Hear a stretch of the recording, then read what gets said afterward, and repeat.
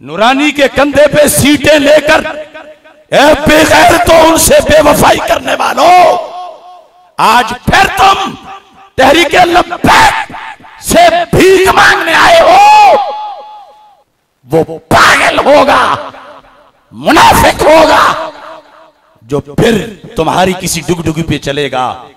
چیتے کی آنکھ لے کے امام رضا بریلوی کی طرف دیکھو، ظفر علی خان اور دیوبند کی پوری ذریت کو لبیک یا رسول اللہ صلی اللہ علیہ وسلم کا جواز اور جواب دے رہا ہوں۔ سورج مغرب سے طلوع ہو سکتا ہے، کوئی حیاتی مماتی دیوبندی وہابی یزیدی انشاءاللہ قیامت تک لبیک کے نعرے کا جواب نہیں دے سکے گا۔ لبیک یا رسول اللہ، لبیک لبیک۔ حضرت قائد اہل سنت مولانا شاہ احمد نورانی صدیقی رحمت اللہ علیہ، کروڑوں سلام ہوں اس امام برحق پہ۔ یہ پورا طبقہ ان کے ساتھ اپنی وفاؤں کا اظہار کرتا رہا، جیسے اب کچھ ٹی ایل پی کے لوگوں کو بڑی وفاداری نظر آتی ہے دیابنا کے اندر، صرف ایک دو سجدے دیکھ کر میں اعلان کہہ رہا ہوں، ان اللہ یؤید ھذا الدین بالرجل الفاجر، یہ میرے نبی علیہ السلام کا فرمان ہے کہ اللہ کسی فاجر سے بھی دین کا فائدہ کروا سکتا ہے۔ دین کی تائید ہو جائے تو وہ پھر بھی فاجر ہی رہے گا، اس کا فجور نہیں ختم ہوگا۔ وہ قزمان نامی منافق حنین کے سرے فہرست لڑ رہا تھا کافروں سے،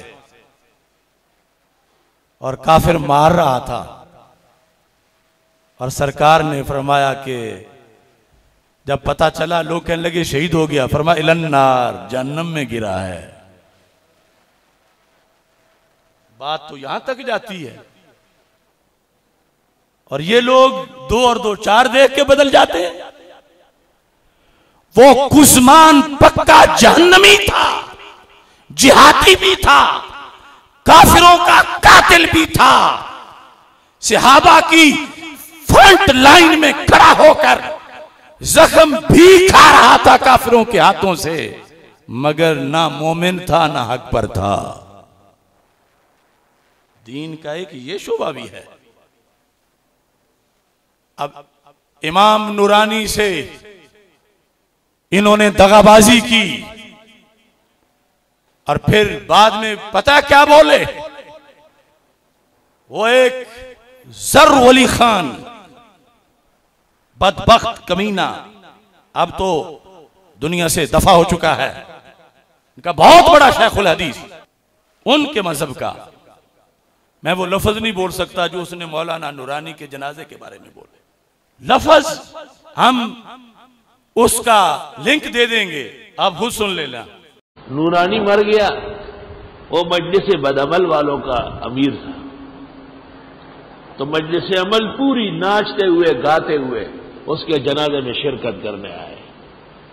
اس کے وہ وزیر اعلیٰ بھی اپنے تمام وہ زرخرید مولوی نماؤں کو لے آیا اور نورانی کے جنازے میں شریک کیا، اور علماء دیوبند کے چہرے پر مٹی ڈالی۔ اور نورانی وہ شخص ہے جس نے سنڈے میگزین سن 2002 میں بیان دیا تھا کہ دارالعلوم دیوبند کا مدرسہ انگریزوں نے مسلمانوں میں پھوٹ ڈالنے کے لیے بنایا تھا، اور جب تک دنیا میں دیوبند اور دیوبندی رہیں گے اسلامی نظام نافذ نہیں ہوگا۔ نورانی کا بیان میرے پاس آن ریکارڈ سامنے پڑا ہوا، سنڈے میگزین جنگ اخبار میں انٹرویو ہے، اور کہا کہ دیوبندیوں نے جہاد نہیں کیا ہے، جہاد کے نام پر پیسے کھائے، اور جب یہ مرا، اور یہ مرا کہاں ہے؟ یہ مرا اور دروازہ توڑ کر کے نکالا گیا ہے۔ میری یادداشت میں 2 آدمی بیت الخلاء میں مرے، ایک مرزا غلام احمد قادیانی اور دوسرا شاہ۔ تمہاری غلطی ثابت ہوئی تو تم کیا کرو گے؟ کہنے لگے آپ جو کہیں گے میں نے کہا تجدید ایمان اور تجدید نکاح. تجدید ایمان اور تجدید نکاح، کیونکہ وہ اعتقادی مشرک تھا. وہ کہتا تھا ہمیں سب کچھ درگاہیں دے رہی ہے، یہ بزرگان دین اور اولیاء یہ سب کے سب غیبدان ہے، حاجت روا و مشکل کشا ہے. وہ صرف سیاسی مولوی نہیں تھا، وہ مذہبی کٹر قسم کا تھا، کٹر قسم کا. اسی کمینے کے درسگاہ میں چند دن پہلے ڈیزل بھی گیا ہوا تھا، جو دوسری طور پر نورانی کو اپنا امام مانتا تھا. منافق. اس نے کیا کہا ظر ولی خان نے؟ کہتا نورانی مر گیا. یہ اس کے لفظ ہلکے جو ہیں، وہ مجلس بد عمل والوں کا امیر تھا. تمام مجلس امر پوری ناچتے ہوئے گاتے ہوئے اس کے جنازے میں شرکت کرنے آئے، اور ان لوگوں نے علماء دیوبند کے چہرے پہ مٹی ڈالی جنہوں نے جنازے میں شرکت کی. کہتا ہے نورانی تو وہ شخص ہے جس نے سنڈے میگزین سن 2002 میں بیان دیا تھا کہ دارالعلوم دیوبند کا مدرسہ انگریزوں نے مسلمانوں میں پھوٹ ڈالنے کے لیے بنایا. اور یہ واقعی نورانی نے بیان دیا تھا، کیونکہ مولانا نورانی اعلیٰ حضرت کے خلیفے کے فرزند تھے. نورانی نے یہ کہا جب تک دنیا میں دیوبند اور دیوبندی رہیں گے اسلامی نظام نافذ نہیں ہوگا. یہ آج ہم بلا وجہ نہیں بولے، یہ ریکارڈ پر ہے اور انہیں یاد ہے. اور کمینہ کہتا ہے میری یادداشت کے مطابق 2 بندے بیت الخلاء میں مرے ہیں، ایک مرزا غلام قادیانی ہے اور معاذاللہ دوسرا وہ اس عظیم ہستی کا نام لیتا. اتنا بڑا دجل اور جھوٹ. اور ساتھ کہتا ہے کہ جنہوں نے نورانی کا جنازہ پڑھا وہ تجدید ایمان کریں، تجدید نکاح کریں. کیوں؟ کہتا ہے وہ اعتقادی مشرک تھا معاذاللہ. مجھے پتا ہے کہ بہت سے دم چھلے جو آج دیوبندیوں کے ساتھ باہوں میں باہیں میں لاتے ہیں انہیں ہوگا کہ یہ نہیں ایسا نہیں ہے. یہ منافق ٹولہ دیابنا کا جب نبی کے نہیں تو نورانی کے کیسے ہو سکتے ہیں؟ اور یہ مولانا نورانی کے بیٹوں کو بھی بالآخر پردے اپنی آنکھوں سے ہٹانے چاہیے. کب تک بکتے رہیں گے ان کے ہاتھوں؟ اور یہاں کیوں نورانی صاحب کے بارے میں اس نے یہ کہا؟ وہ کہتا تھا ہمیں سب کچھ درگاہیں دے رہی ہیں، یعنی اولیاء کا فیض مانتا ہے. اور پھر یہ جو ٹی ایل پی میں کچھ بگوڑے ہیں یہ بھی سن لیں. ظر ولی خان کا بیان. ظر ولی خان نے مولانا خادم حسین رضوی کے بارے میں کہا، کہتا ہے کہ خادم حسین رضوی جیسا جاہل پورے جہاں میں نہیں ہوگا.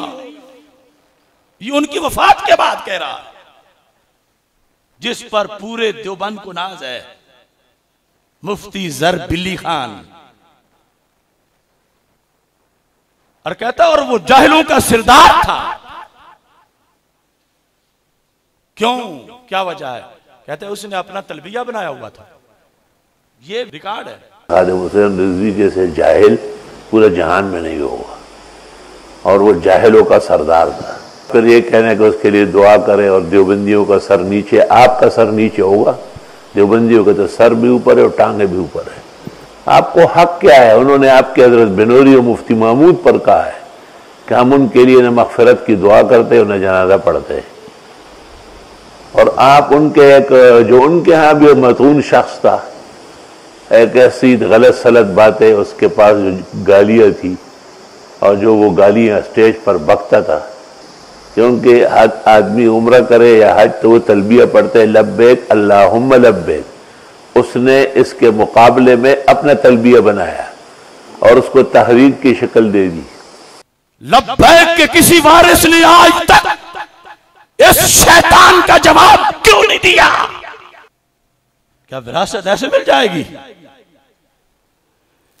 تمہارے نعرے کو وہ شرک کہہ رہے ہیں، تمہارے لیڈر کو وہ مشرک کہہ رہے ہیں، اور تم پھر انہیں چاٹنا چاہتے ہو.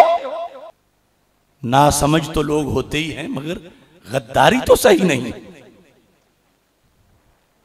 اب دیکھو میں جواب دیتا ہوں، اگرچہ وہ مر گیا ہے زربیلی خان، لیکن اس کے پجاری تو زندہ ہیں جو اب پھر کارواں کو لوٹنا چاہتے ہیں. اور یہ بھی میں بتانا چاہتا ہوں، وہ کہتا ہے چونکہ اس نے لبیک یا رسول اللہ کہا، تنظیم کا نام اور نعرہ، اور لبیک اللہم لبیک کے مقابلے میں یہ مشرک ہوا. اور آگے جنہوں نے جنازہ پڑھا اور کیا کچھ اس نے آگے فتویٰ دیا. اور یہ بات بھی ضمناً کہہ دوں، قرآن و سنت کے اصولوں کی بھی کچھ حدود و قیود ہیں. اور امام احمد بن حنبل کا جو قول ہے نا کہ ہمارے فیصلے جنازے کریں گے، اس کی بھی کچھ حدود و قیود ہیں، اس کی کچھ حدیں ہیں. ربضہ میں وصال ہوا حضرت ابو ذر غفاری رضی اللہ تعالیٰ عنہ کا، جنازے کی ایک صف نہیں بن رہی تھی، کروڑوں ولی ابو ذر غفاری کے قدم کی مٹی پہ قربان. تو کیا کہو گے کہ ان کی ولایت میں کوئی شک تھا، صحابیت میں کوئی شک تھا؟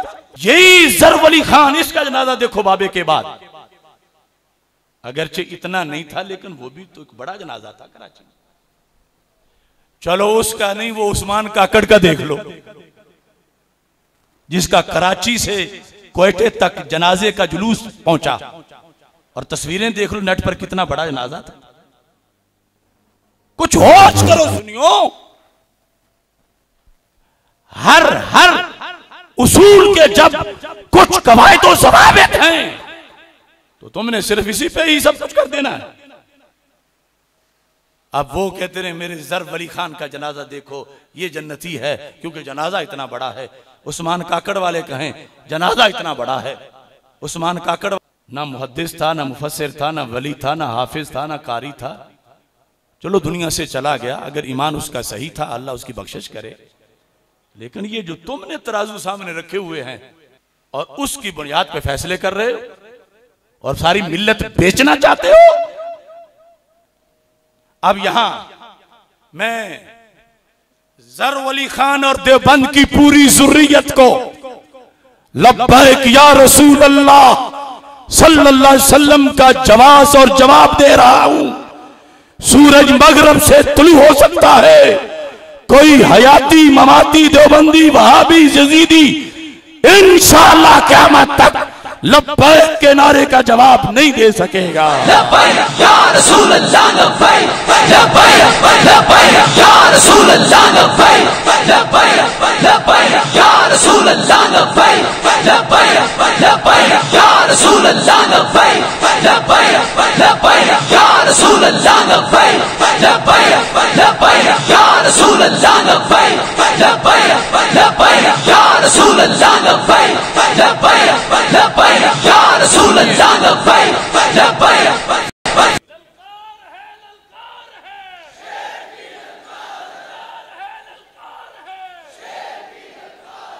کیا صحابہ رضی اللہ تعالی عنہم میں سے کسی کے لیے جائز تھا کہ وہ سرکار کو اللہ کہے؟